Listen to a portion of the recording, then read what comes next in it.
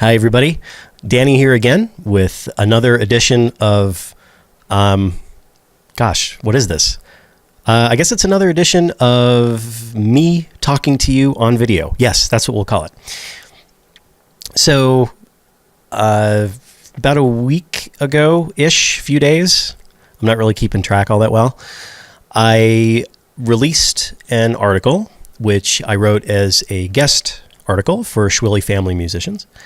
And it was all about this idea, ultimately, that the monetary clout of a band in terms of being able to negotiate their compensation with a venue or event organizer or anything like that, that their clout or influence in that area is basically reliant and directly proportional to the real value, quote unquote, that they can offer to the venue or the event organizer. And there was a comment that was made around that posting, which was, what does real value mean? And I think that's a great question. And actually, it is really the whole question in terms of that article. What is the actual value that is brought to the table that actually has meaning for the person that's hiring the band? And the answer to that is, in a certain sense, it's a bit complicated, because that will change from venue to venue and event organizer to event organizer. There isn't a magic answer. Different people are going to want different things. But to give you something actually useful that you can use in that discussion, or rather approaching that discussion, I would say that there are really two things, counting is hard. There are two things that you need to keep in mind, or rather two sort of broad brush concepts. One is the concept of artistic value versus business value. And the other concept is what is actually a deal. And so if you want to start with that question of artistic versus business value, sometimes those things mesh really well, and that's a beautiful situation. It's great when someone will hire you on artistic merits, that, for instance, that you're great instrumentalists, you have great vocals, you've written great songs. That kind of situation often comes into play when you're talking about your fans, people who are, buying music and merch and that kind of thing, that you've created this emotional connection with. You create this connection in many ways, based on your artistic merits, and then that also turns into a business relationship.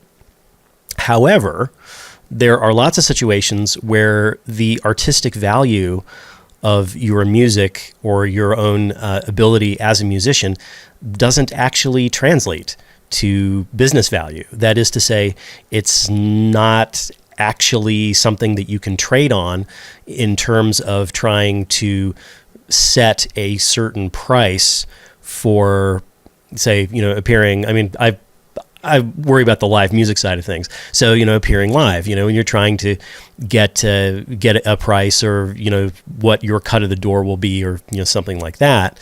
In a lot of cases, your artistic value is either secondary or barely even relevant at all. And so an example of that is that I used to run a venue called New Song Underground. And I, of course, being a runner, well, I shouldn't say of course, but in my case, I ran a venue because I loved working on live music. That was the reason that I got into it. And so I certainly had a recognition of artistic value. But when it really came down to it, business-wise, because Underground was run theater style, that is, the only thing we sold was admission, in reality, what really mattered, what made a band or artist really valuable in the business sense is if they had a following that would come and pay to see them play tunes at Underground. That was pretty much it. I mean, a band could be incredible and play music that I personally preferred and be really great at it, but if they had no following and no one would come see them play at the venue, then they had zero business value.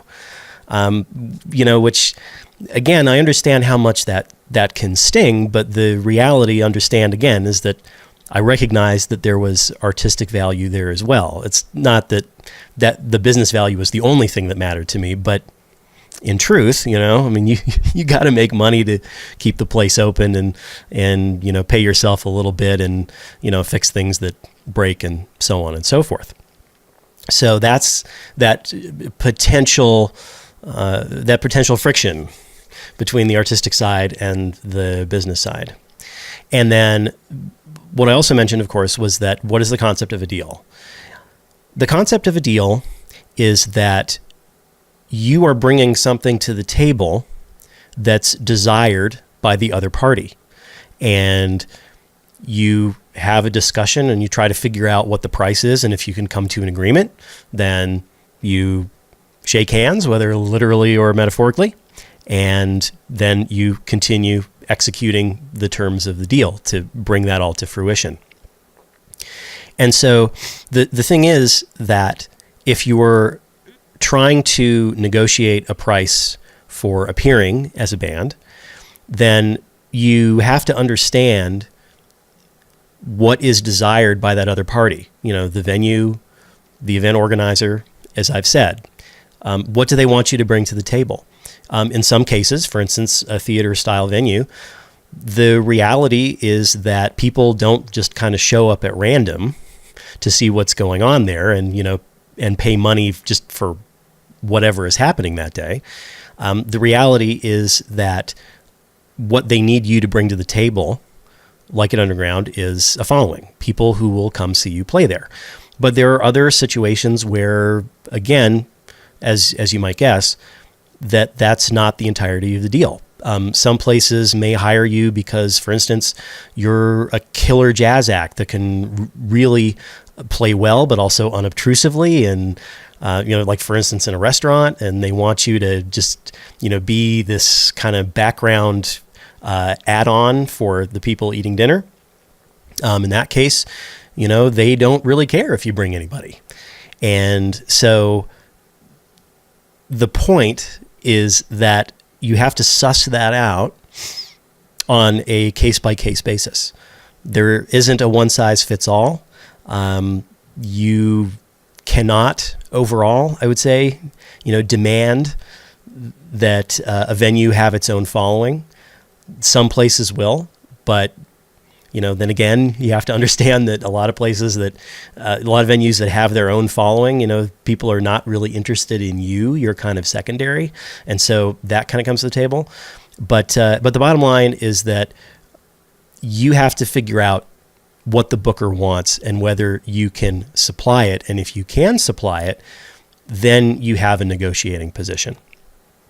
So, of course, this conversation can be huge and incredibly long, and I've already spent pretty near to 10 minutes talking about it. But I hope this kind of gives you an idea of what's going on in that realm in terms of, what you can ask for, and what's needed.